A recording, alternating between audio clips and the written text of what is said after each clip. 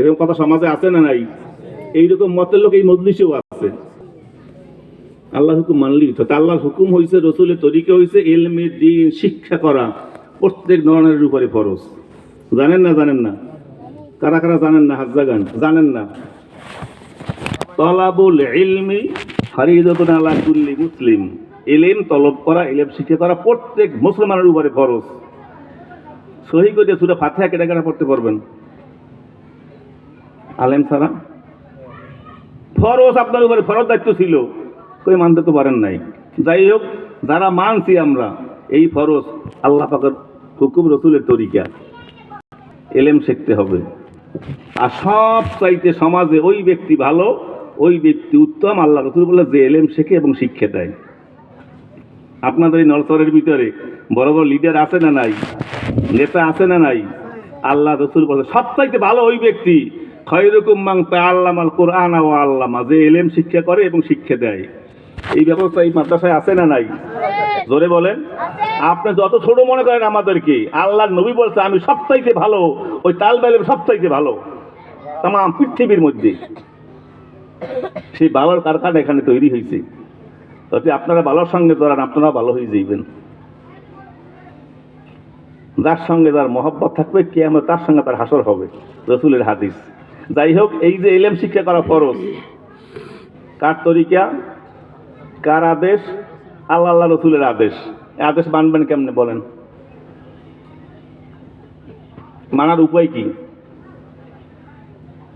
ইলম শিক্ষা করা ফরজ।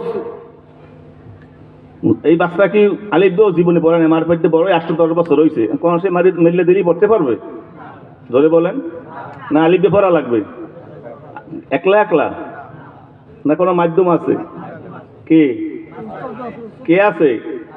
ওস্তাদ ছাড়া এই এলেম শিক্ষা করার কোনো ব্যবস্থা তামাম পৃথিবীতে ছিল না, এখনো নাই, ভবিষ্যতেও থাকবে না। কাজে এলেম শিক্ষা করা ফরজ। এই শিক্ষার মাধ্যম হইল ওস্তাদ, ওস্তাদ দ্বারাও ফরজ। কথা বুঝে আসছে? এই তো বীর মুরিদি, এই তো ওস্তাদ দ্বারা, এই তো এলেম শিক্ষা করা। এখানে অনেক মুরিদ আছে, সূরা ফাতিহাও পড়তে, কলেমাটাও পড়তে পারে না, কিন্তু মুরিদ হওয়ার পরে বা তাবলিগে সেল্লা দেওয়ার পরে এখন মোটামুটি কিছু সহি পারে না? পারে না? এই তো ইলম শিখতেছে, ফরজ আদায় হইতেছে। একা থাকার কোনো সুযোগ ইসলামে নাই। অবশ্যই দলবদ্ধ থাকতে হইবে, আল্লাহ পাকের হুকুম, ওয়াতাসিমু বিহাবলিল্লাহি জামিআ, তোমরা ঐক্যবদ্ধ হইয়া আল্লাহর হুকুমকে শক্ত করে ধরো, একাত্র হইয়া, পৃথক ভাবে না। ওয়ালা তাফাররাকু, তোমরা পার্থক্য হইও না, একা একা থাকো না। কার আদেশ? পীর মুরিদি লাগবে না? লাগবে না? এখন পীর মুরিদি তো তামাম বাংলাদেশে ভেজাল। সব যাই আজকে মাগরিবের পর একটু আবদা লেগেছে একটা কাজের জন্য, হুজুর বাজার করতেছে একটু নাস্তা পানির জন্য। 3টে ছেলে হাঁটতে যাইতেছে, ইয়ং ছেলে, দাঁড়িয়ে মানে প্রস্তাবও করছে, খেয়াল করলাম। ওরা বলা বলি করতেছে যে অমুক দলের পর, অমুক দলের পর। আসলে সত্যি কথা, কতই কম দাও, কয় আমি অমুক দল। তাকাইলাম, তাকাই দিয়ে দাঁড়াই প্রস্তাব করতেছে। নাম একটা ইসলামী দলের নাম কইছে, একটা ইসলামী দলের নাম বলছে যে আমি তাদেরকে সমর্থন করি, অথচ সেই প্রস্তাব করছে কি খারাইয়ে। খারাই প্রস্তাব করে কারা? হায়াজ জানোয়ারে, হায়াজ কুত্তায়, গরুতে। মানুষের দ্বারাই প্রস্তাব করতে পারে না।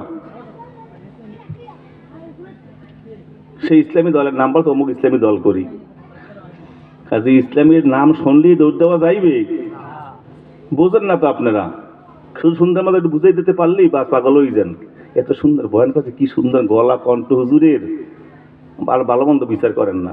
একবার নাম আতর আলী, দেখছে সবাই দৌড়। আতর আলী যখন কত জানি তার গাইগুন্দে ঘেরা নাই, যাই দেখছে যে গাইগুন্দে গুরগুন্দ হয়। এই কথা শেষ করতেছি, এরপরে আমার সময় শেষ। নাম কি? আতর আলী। ধরে কন, খুব সুন্দর গুরুত্বপূর্ণ বুঝের কথা বলতেছি। নাম কি? গাইগুন্দে কি আয়? ইসলামী দল দাবি করে, ইসলাম দাবি করে, রাষ্ট্রীয় পর্যায়ে ইসলাম কায়েম করবে, ইসলামের দরদ পাগল জীবন দিয়ে দেয়, অথচ সে নিজে ইসলাম মানে না। ঠিক আছে না নাই? আছে। ইসলামী দল নাম আব্দুর রহিম, তাকায় দেখে দাঁড়াইয়ে প্রস্তাব করে। ইসলামী দল নাম আব্দুল করিম, দেখি তার মুখে দাড়ি নাই, এটা কি ইসলাম হইতে পারে? দেখলাম আব্দুর রহিম নামটা ইসলামী দল, নামটাও সুন্দর, দলের নামও সুন্দর, কিন্তু সে এক মেয়ে এই ভাগিয়ে যায়। এই ইসলামী দল, নাম মুসলমান, নামাজ পড়ে না। নাম ইসলামী দল, তার নাম মুসলমান, পোশাক পরে ঘুষের। আছে না নাই? তাম পৃথিবীতে চ্যালেঞ্জ করেন, এখন তো মুডের মধ্যে পৃথিবী, একটা মানুষ বাড়ি করে দেখান, হিন্দু, বৌদ্ধ, খ্রিস্টান, ইহুদি, নাসারা, যত বাজে দল আছে, বাজে ধর্ম আছে ইসলাম ছাড়া, এক ধর্মের একটা লোকে বাড়ি করে দেখান যে সুন্নাত তরিকা সে লেবাস পরে। আমি আমেরিকায় দেখছি হুজুর, সুইজারল্যান্ডে দেখছি, জাপানে দেখছি, যারা ফেসবুক চালান, যারা বিদেশ ঘোরেন, একজন দেখান তো পারবেন? কথা বলেন। এই সুন্নাত তরিকার জামা, এইরকম দাড়ি, এইরকম টুপি এই রাখছে, এই লেবাস, এই ইসলামী পোশাক পরছে, তাম পৃথিবীতে একজন খ্রিস্টান, একজন হিন্দু, একজন বৌদ্ধ দেখাইতে পারবেন কেউ? ভারতের রাষ্ট্রীয় মেহমান জ্যোতি বসু, পশ্চিমবঙ্গের মুখ্যমন্ত্রী ছিল, মারা গেছে, একবার বাংলাদেশ রাষ্ট্রীয় মেহমান হইয়া জ্যোতিপুরিয়া, তাকে প্রশ্ন করা হয়েছে এই পড়লেনকে তো সব ছাত্র সবচেয়ে নেই বইলে বা বুড়েইলে, এরপর এটা আমার ধর্মীয় পোশাক।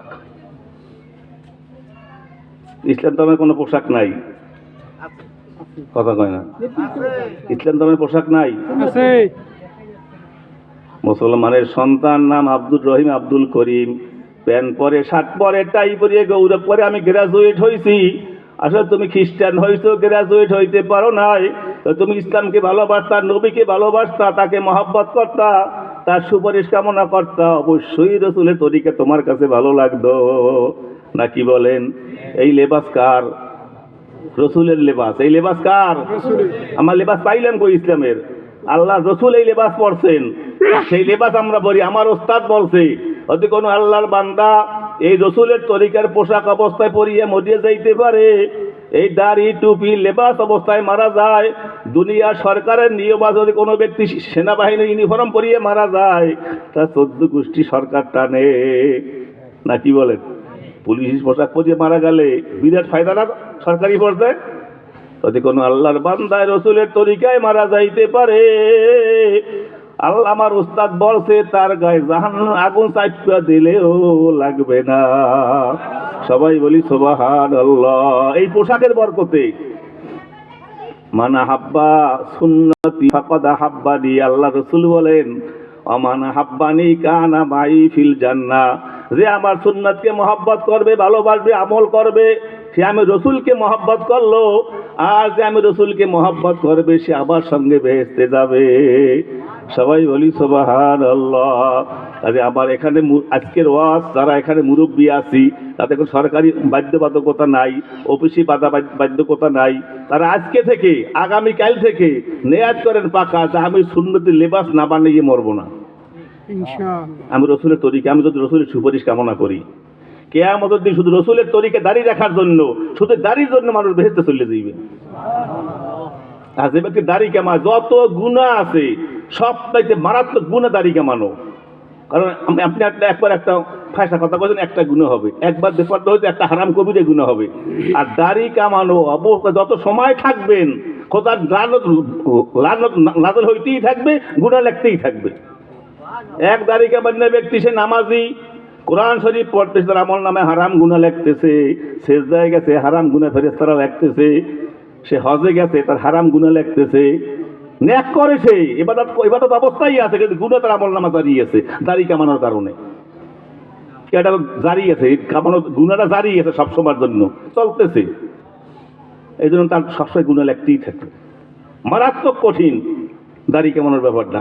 শায়ের ইসলাম দাড়ি, আল্লাহ পাক দাড়ি পুরুষের চেহারায় পছন্দ করেন, বিদেই দাঁড়িয়ে দিয়েছেন।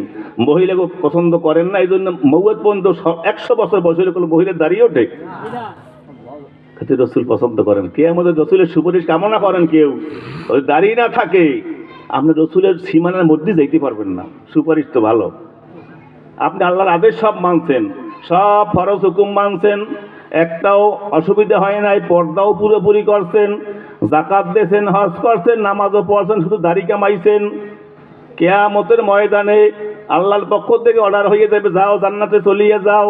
কিন্তু আমার বন্ধু মুহাম্মদুর রাসূলুল্লাহ সুপারিশ লইয়া যাইও, একটা সিগনেচার সই লইয়া যাইও। দৌড় দেবে আল্লাহ রসুল দেখা, জানটা উড়াবে, সেই দিকে দৌড় দেবে। মাঝখানে ব্যারিকেড আছে, ফেরেশতারা বাধা দেবে। বাধা দেওয়ার পরেই আর ওই ব্যক্তি চিল্লানি লইবে, কান্দন লইবে, ইয়া রাসূলুল্লাহ, ইয়া হাবিবাল্লাহ, আল্লাহ পাক আমাকে অর্ডার দিয়েছে, পারমিশন দিয়েছে বেহেশতে যাওয়ার জন্য, শুধু আপনার সিগনেচার বাকি, সই বাকি, আপনার অনুমতি বাকি। কিন্তু ফেরেশতারা আমাকে আসতে দেয় না। আল্লাহ রসুল বলবে, হে ফেরেশতারা, আমার উম্মতকে বাধা দিও না, আসতে দাও, আসতে দাও। ফেরেশতারা বলবেন, ইয়া রাসূলুল্লাহ, ইয়া হাবিবাল্লাহ, আপনি তাকাইয়ে দেখেন আপনার উম্মতের প্রতি তার মুখে দাড়ি নাই, সে আপনার অনুসরণ অনুকরণ করে নাই। যখন তাকাইয়ে দেখছে তার মুখে দাড়ি নেই, দাড়ি কামানো। যে ব্যক্তি দাড়ি কামায়, যে কয়বার দাড়ি কামায় রসুলের সিনায় যেন সে আঘাত দেয়, রসুলের সিনায় আঘাত দিয়া সুপারিশ বেহেশত থুয়ে দিতে বেহেশত। তখন আল্লাহ রসুল দেখে বলবেন, সোহকান সোহকান লেমান গায়রা মিন বাদি, দুরহা দুরহা দুরহা, তুই আমার উম্মত না, তোরে আমি চিনি না। এই কথা বলার পরে আল্লাহর রসুল ফেরেশতারা টানিয়ে থেকে জাহান্নামে ফালাইয়া দেবে। আপনাকে তো অনুরোধ করতে চাই, এখন থেকে যদি নিয়াত করিয়াও দাড়ি কামান অবস্থায় মরিয়া যান, তবে আল্লাহর কাছে বলতে পারবে, আল্লাহ আগে বুঝি নাই, ওই বরিশাল থেকে সরমনের এক পাগল আইসে বয়ান করে গেছে আবু বকর সিদ্দিক নামে, তার বয়ান শোনার পরে আমি নিয়াত করছি দাড়ি আর কামাবো না, লেবাস সুন্দর তরিকায় পরবো। কিন্তু তুমি তো আমাকে সুযোগ দাও না, তার আগেই আমাকে বিদায় করিয়ে নিয়ে আসছো। কাজে একটা মাপের একটা লাইন হইতে পারে। তাই আজকের এই মাহফিলে আমার শেষ কথা, কোন কোন আল্লাহর বান্দা এখন থেকে লেবাস সুন্দর তরিকায় পরবেন এবং দাড়ি আর কামাইবেন না, এক মুষ্টি পরিমাণ রাখবেন, এই সারি দাড়ি না, এক মুষ্টি পরিমাণ, সমস্ত সাইড বোঝা পরে মত এক মুষ্টি দাড়ি হওয়া লাগবে। কাজে এক মুষ্টি পরিমাণ দাড়ি রাখবেন। কারা কারা লেবাস ঠিক মতো পরবেন, কারা কারা একটু হাত জাগাই, সবাই জাগাইছে? আর আগামী থেকে যদি আল্লাহ তৌফিক দিয়ে আসি, আমি কিছু জিজ্ঞেস করবো, নূতন দাড়ি কারা কারা রাখছেন হাত নামাই, নূতন কারা কারা নিয়াত করছেন, যাকে দাড়ি নাই কারা কারা নিয়াত করছেন, তাদের স্পেশাল দোয়া হবে, হাত জাগাই। মাশাআল্লাহ, আলহামদুলিল্লাহ, অনেকজনে হাত জাগাইছে, আপনি কবুল করেন। তাদের জন্য আপনার সুপারিশ আল্লাহ, আল্লাহ রসুলের সুপারিশ নসিব করিয়েন। আমিন। এখন চক্ষু বন্ধ করি, মনে রে বুঝাই রে মন, দুনিয়া থাকতে পারবো না, যে কোনো মুহূর্তে মালাকুল মউত এসে হাজির হইয়া যাবে। আমি যেন আল্লাহর বান্দা হইয়া, নবীর উম্মত হইয়া, মাওলাকে রাজি খুশি করিয়া জিকির করতে করতে কবরে যাইতে পারি। এই তৌফিক আমাকে আল্লাহ পাক দান করেন।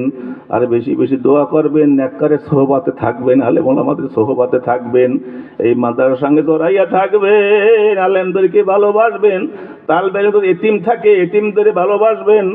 আল্লাহর নবী বলেন, যেই ব্যক্তি এতিমের কেয়ারটেকার, যে ব্যক্তি এতিম পালে, এতিমের খাদ্য দেয়, এতিমের পোশাক দেয়, এতিমের পরিচর্যা করে, আল্লাহ নবী এরকম হাত জাগাইয়া দেখাইছে, ওই ব্যক্তি আর আমি নবী বেহেশতে পাশাপাশি থাকবো।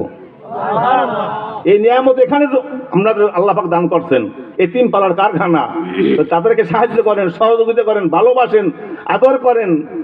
আল্লাহ নবী বলছেন, এতিমের কেয়ারটেকার আমি মুহাম্মদুর রাসূলুল্লাহ এক বেহেশতে পাশাপাশি থাকবো।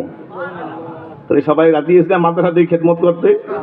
আল্লাহ পাক সবাইকে কবুল করে নেন। লা ইলাহা ইল্লাল্লাহ, লা ইলাহা ইল্লাল্লাহ, ইল্লাল্লাহ।